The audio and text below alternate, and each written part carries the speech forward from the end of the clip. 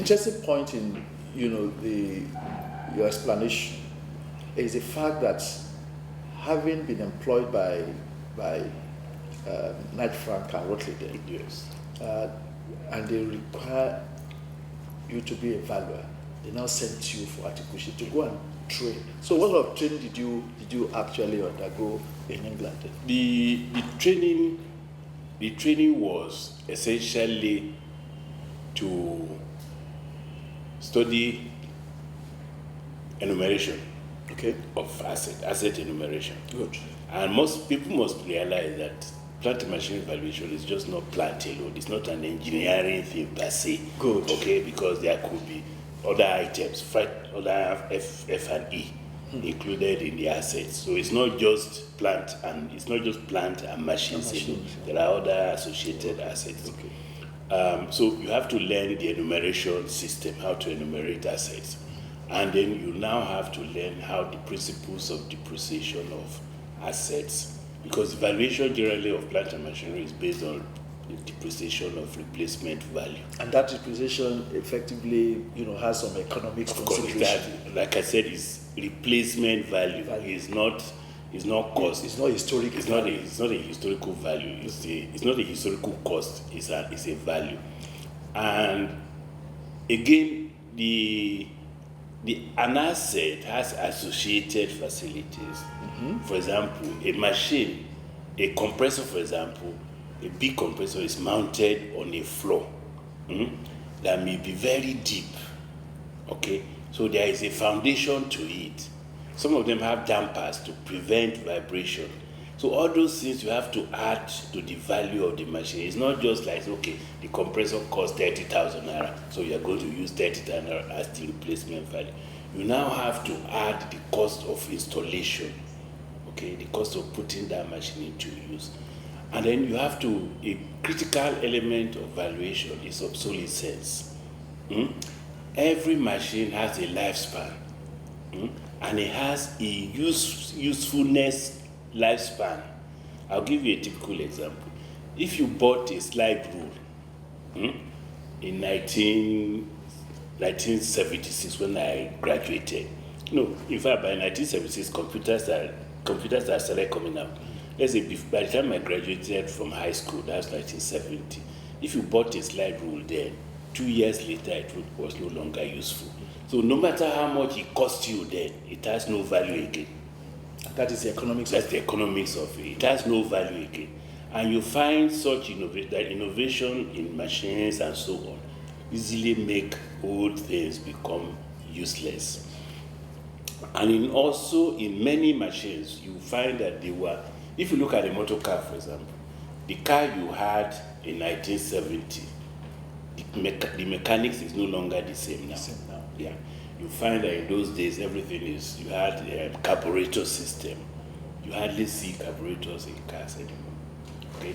The innovation has made the old things obsolete.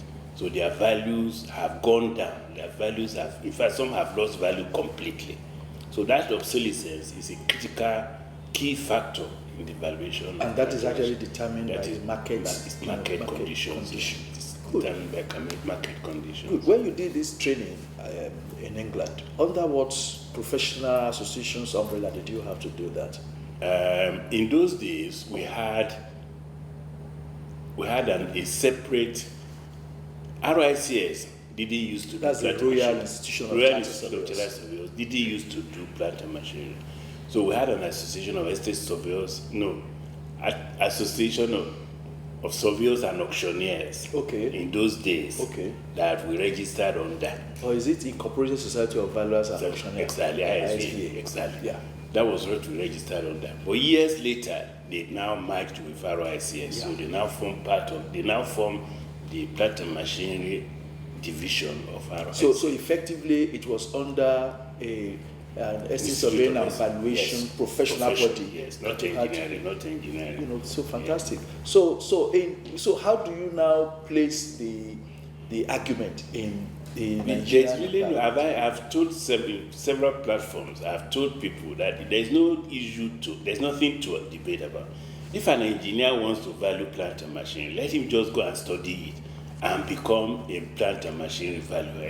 By But he cannot joining the exactly, Nigerian by joining Estate the Nigerian Surveyors Institute and of then Estate being Surveyors. registered by the Precisely, Estate Surveyors and it's a Valuers. valuer. Because there is no, it's only the Nigerian Institute of Estate Surveyors and Valuers that has the mandate, at least mandate of the register of the authorities to do valuation. So if any engineer wants to do valuation, he should first of all go and study plant and machinery valuation and become an estate surveyor. And okay, so let's now look at with specializing in that division. Plant and machinery division. So let's now look at, because the world is a global village, and then there is inter relationship, among professionals. So now let's now look at, how estate surveyors and valuers and engineers can actually collaborate and be partners, in terms of valuation, knowing fully well that the mandate for valuation is with estate surveyors and valuers. But I suspect that we do need inputs and collaboration, of engineers. That's what I started with. I explained earlier that before Knight Frank started hiring engineers to go and learn plant and machinery valuation, we actually used to collaborate with engineers. Okay, in those days, the Knight Frank used to hire engineers to do the enumeration in any plant. If they go into a plant, an organization that needs to do plant and machinery valuation, the engineer consultant will first of all do the enumeration and get the replacement cost of the items and feed it onto Knight Frank, who will now do the valuation, do the valuation aspect for presenting it to the client. So there is that possibility of collaboration. It's very that kind of thing is very necessary when you have complex structures, like a power plant, a refinery, even an aircraft or an aircraft factory and things like that. Where you have such complex issues, you most very, very need engineers to assist in the enumeration. And the word there is to assist, not to take over. Not to take over. I hope this program today, enriches, us regarding valuation and who is actually supposed to be the valuer. Estate surveyors and valuers are, and I think engineers should please, collaborate. Yeah. Let us have that mutual working relationship. There is enough there for everybody to deliver his or her services, and I think synergy will help us. So this is where we draw the curtain on this week's edition of Victor Alonge on Real Estate. I hope you've had a great time. Until we come your way next week, please continue to keep safe. Bye-bye.